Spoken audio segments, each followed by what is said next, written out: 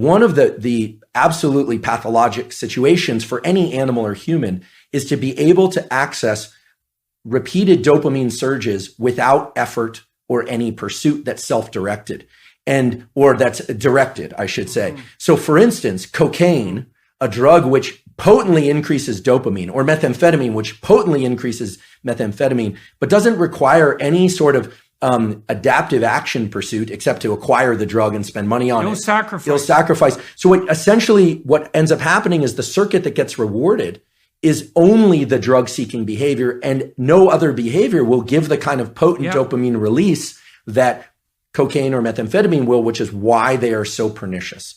Now, likewise, right. I'm not... Well, plus they have that powerful reinforcing effect, right? So not only do you get that kick, but what's reinforced by the dopamine release is the behaviors that were right prior, particularly right prior to the ingestion. And if all that is the drug-taking behavior, that's all that develops. That's right. You build that monster inside your head. That's right. So I can see where you're going on the pornography. Right. So I was starting to get a lot of questions. I was kind of surprised. I thought, well, I'm male and, maybe that's why they feel comfortable asking. But people were saying, we're asking about pornography, and they were asking, I realized we want to, I'll just be direct about it. They were asking whether or not masturbation was bad. They were asking whether or not masturbation with ejaculation was particularly bad. And here's my stance on this. I'm a biologist and a neuroscientist, not a psychologist. But what we know for sure is that if an individual repeatedly engages in this circuitry, let's say masturbation and pornography with increasingly potent forms of stimulation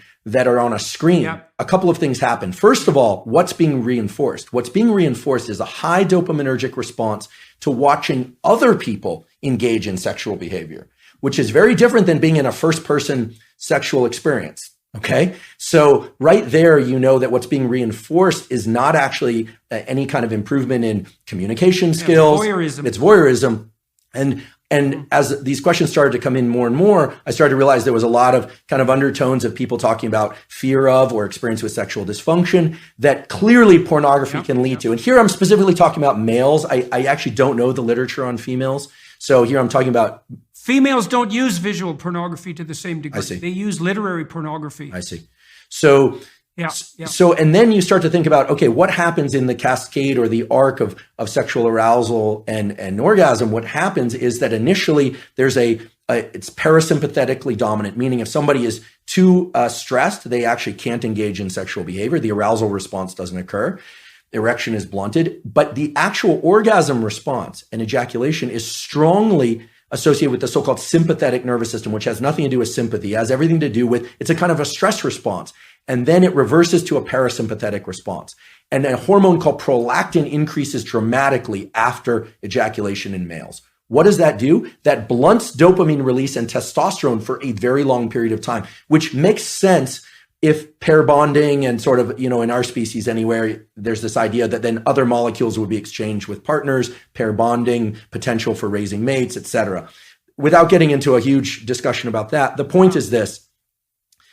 Masturbation and pornography are potently tapping into the dopamine system and can undermine the very processes of what I consider healthy processes of finding a mate, dating, communication, eventually, if it's appropriate, sexual interaction, etc. Like it's undermining pair bonding. And pair bonding. So here's a question. If you're seeking sexual release through pornography and you go through the whole cycle and you get a prolactin release, do you bond with yourself? So this is very interesting. The biology explains it as what's left there is a kind of an open loop, a kind of an emptiness, right? Because bonding with the self is a complicated notion. I mean, there's a healthy version of that, of course, loving oneself and self-referencing. And again, this is more far more your domain than mine in terms of what a healthy self-relation is.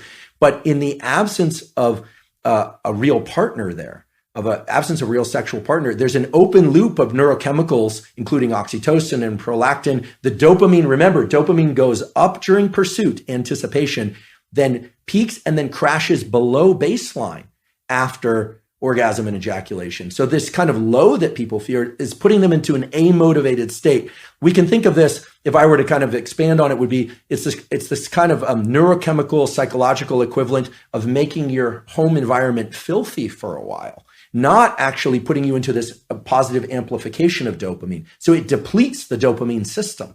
And it's likewise in drugs of abuse and addiction, it eventually depletes the dopamine system. Initially, there's a huge dopamine surge with drugs of abuse like methamphetamine and cocaine. But over time, people are using more and more to achieve what is not such a great high. You even see this a little bit with kind of consumption of energy drinks. Like people are taking more and more chemicals within their energy drinks, and they're thinking about loud, fast music, energy drinks. It's kind of stacking of dopaminergic tools. Now, that's not as pathologic. In fact, there are some energy drinks I'll occasionally drink, and I enjoy them.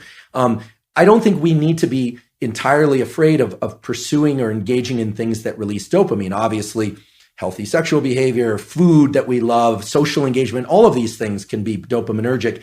It's the big peaks in dopamine that are not associated with any prior effort or organization of self that are particularly dangerous for the human being. Yeah, well, you could see that's a cardinal danger of affluence. Then that's right. This is why the children of right? That's right. You cannot get rats addicted to cocaine if they live in their natural environments. Is that right? You can only get rats addicted to cocaine if they're isolated rats in a cage. Yeah, they won't bar press for cocaine in a natural environment, and it's because they have alternative sources of dopaminergic gratification. Very interesting. So, it's very interesting. Yeah, the children of very wealthy people who are overindulged, I've seen that many times, many times, and it is a very sad sight. Well, they're not optimally deprived, eh? And that issue of optimal deprivation, that's a killer issue for an affluent society. We're going to have to stop